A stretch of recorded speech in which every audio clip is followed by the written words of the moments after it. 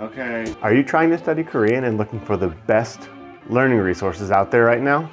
오늘 이 비디오에 최고의 한국어 학습 자료를 알아볼게요.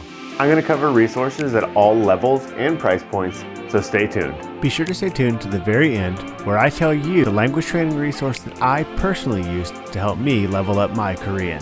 바로 시작합니다.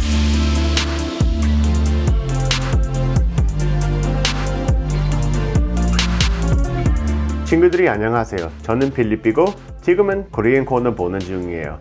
And in Korean Corner, we want to help you learn to love Korean through language, culture, and comedy. If that's the type of thing you're interested in, please consider subscribing. All right, well, let's go ahead and jump into it. So really, when you're studying any language, there are a couple of things you should consider when you're looking at resources. First is level of language. It's not going to do you much good if you get a book or an app that's way too hard for your current level. The next thing is your modality or the thing that you're trying to learn, be that listening, conversation, grammar, etc. The third thing is going to be your time commitment. How much time do you have and how much time do you want to put into learning? And of course, the fourth and perhaps most important thing is price. And for each of the resources in this video, I'm going to touch on those four topics to give you an idea where they fall within the sort of same similar matrix. But hey, I did want to mention real quick before we get started, if you do decide to pick up any of the resources that I list in this video, there will be a link for that in the description. That's an affiliate link. So if you buy anything from there, a cut of that will go to me. So I just wanted to let you know that ahead of time. So the first sort of class of language resources that we're going to be talking about are apps. And the first app that we're going to talk about is an app called Drops. Now, some of you may have heard of this before. I think it's pretty popular. I tried it out. And the first thing that stood out to me really was the sort of aesthetics of it. It's very attractive to look at, which is nice. I think this app is really good for beginner language learners, and this is why. The thing that I think it does very well is it gives you the opportunity to practice the stroke order of the Korean alphabet of Hangul. And you don't see that on a lot of the other apps that we're going to talk about going forward. They may introduce you to the alphabet, but this one I thought was pretty unique in the way that it allows you to trace the stroke order, which is really nice and is important when you're learning Korean. The time commitment component of it is great. It only gives you 5 minutes a day that you're able to study, which is great because you can use it, for example, while you're sitting on the toilet.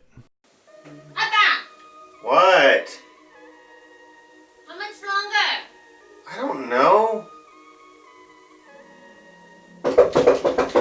What? Hurry up! Okay. What are you doing? I'm studying Korean. Just study in the bedroom or something. Don't study on the toilet. The toilet's not your study room. Okay. However, the one drawback is the price. Now it's free, you can download it for free, but you get almost no functionality out of it. You only get a handful of lessons from what I can tell. Again, you only get the 5 minutes. If you wanted to study more than that, you have to pay for it. And it's not particularly cheap either. The monthly cost is something like $10 a month, which is a little bit high for a language resource like this. The next app we're going to talk about is an app called Lingo Deer. I hadn't heard of it before. We've all heard of Duolingo with the creepy owl that chases you around telling you need to learn more Spanish. This isn't that. This is a different app. When I was originally looking at it, I really thought it was going to be good for beginner to intermediate level learners. But as I used it more over the last 10 days or so, I realized that that's not actually the case, and I'll get to why here in a second, but it's really good for, I believe, beginner learners. Now, it's mostly going to help you grow your vocabulary, which is critical when you're in those, beginning phases. And that also gives you the opportunity to practice reading, because you're going to be seeing the words, and listening, because it does also have an audio component to it, but it doesn't have a lot of grammar or anything like that. As far as the time commitment goes, it's pretty short. From what I can tell, most of the lessons take about 10 or so minutes to get through. Which is good. That's a reasonable amount of time. You could crank out a couple of those in a row if you wanted to and not feel too fatigued. However, as I've mentioned earlier, I thought it was going to be good for up to about an intermediate level, but what I realized after working through it is that the free tier only takes you through a handful of lessons, so you can't actually dive into the higher level learning, which is unfortunate because I did actually like the way that the app functioned. So the next app we're going to talk about is an app called HelloTalk. Many of you may have heard of it. If you are already in the language learning sort of mindset, you've probably taken a look at this. This app is, I think, best suited for like lower intermediate to advanced learners, but certainly there's a benefit you could get from it as a beginner learner. It would just take a little more work and it'd be a little challenging. The app is really good because it allows you to have conversations, so you get to have typing practice, reading practice. You can even do audio practice where you can do voice messages and these types of things. It's really great for that. And honestly, it's really cool because you're able to meet people in Korea that can help you learn the language, which is sort of challenging to do if you're somewhere like in the middle of Kansas where there's just not a lot of Korean people. As far as time investment goes, it's up to you. Honestly, it's just like any other social network that you could be on. You can stay on there as much as you want to or as little as you want to. From what I can tell, there's always people on that are willing to chat with you and engage with you. So that part of it is sort of up to you. You can stay on there as much as you spend scrolling through Facebook and Instagram, or you can stay on there for a couple minutes a day and use it as a bona fide language learning resource. That's at your discretion. And the good news is, so far, it's been completely free. I haven't been unable to do something because I wasn't in a high enough tier, which I've really liked. Now, the next app that we're going to talk about is one that you've undoubtedly heard of if you've decided to study Korean. It's called Talk to Me in Korean, and it's actually going to help us transition to our next sort of genre of language resources. Talk to Me in Korean is a really great app. It goes from everywhere from absolute beginners all the way up to pretty advanced learning. It covers a lot of grammar, a lot of listening, a lot of reading practice. It pretty much covers the full spectrum, which is why it is such a popular company.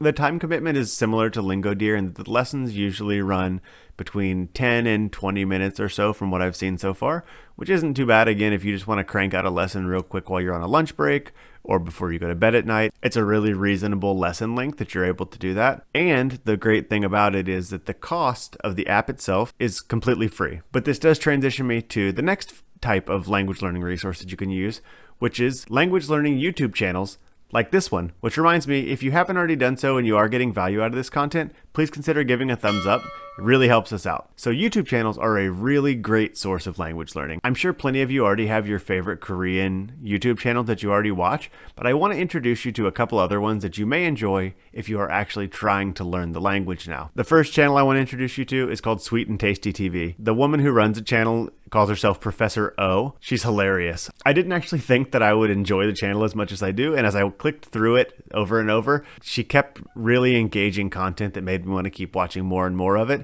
And I even found myself watching language videos that were like significantly below the level of Korean that I speak just because she's entertaining. And to be completely honest, she's sort of one of the people that I'm modeling my channel after because her channel is so good. So I definitely recommend checking her out. And I'm going to have links to all the channels that I reference in this video down in the description, so be sure to check that out. All right, now this channel I'm going to mention, I have a little bit of mixed feelings about. The channel is Learn Korean with Go Billy Korean. Now, I don't have mixed feelings because the channel's bad. The channel's great. He's extremely popular and people love his videos. The reason that I have a sort of back and forth about this channel is because I feel like a natural competitivity against this other American white dude who speaks Korean really well. And all this time, I've thought I was the greatest Korean-speaking white man in the world. But it turns out that may not be the case because Billy is extremely popular and has a great YouTube channel. He does a lot of lessons on grammar and just functional Korean speaking tips, which are really great. Additionally, he does bring it from the perspective of a foreigner, which is sort of nice sometimes. And once again, as was the case with the app, the channel that's going to transition us into our final genre of language training resources is Talk to Me in Korean. Just like their app, they have a vast library of language training resources that you can access on their YouTube channel. They post really frequently and have really great content that they're cranking out all the time.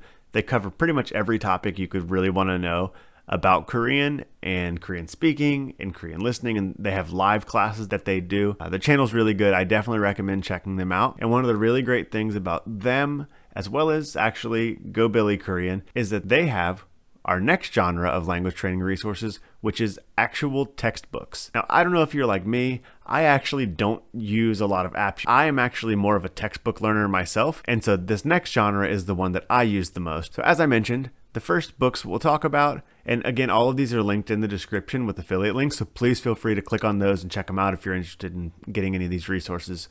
But the first books we're going to talk about are the books that I mentioned by Go Billy Korean. They're called Korean Made Simple.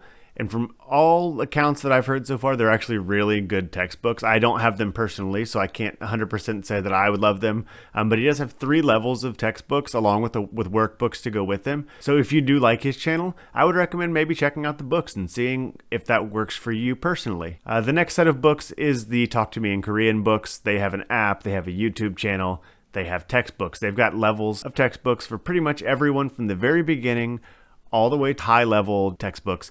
And they have accompanying workbooks that go with them. And they've spent a lot of time really investing in these textbooks. I highly recommend them. I used them when I was first learning Korean, and somewhere along the line in all the moves that I've had, I lost the first 2 or 3 that I actually had.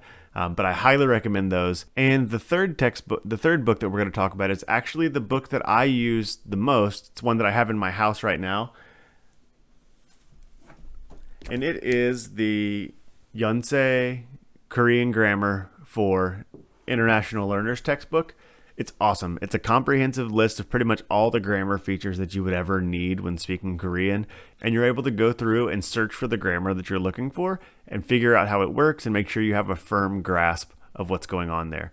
I highly, highly recommend these books. They've been extremely beneficial for me. And actually, I also have the accompanying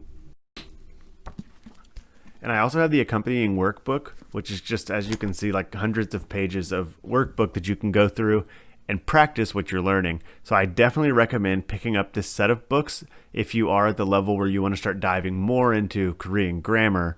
As you've gained a little bit of vocabulary and learned the alphabet and these types of things, I would highly recommend picking these particular books up. Shout out to my wife. She found them. I never would have on my own. I know that if you use these resources, your Korean skills will level up, whether you're just starting out learning Korean or you've been studying for more than 10 years like I have. With that said though, I know that language resources are different for everybody and it's not a one-size-fits-all type thing. So let me know in the comments, what resources do you use to study Korean? Well, that's it for this video. I hope you enjoyed it. If you did, be sure to give it a thumbs up. 다음 볼 때까지 잘 있어.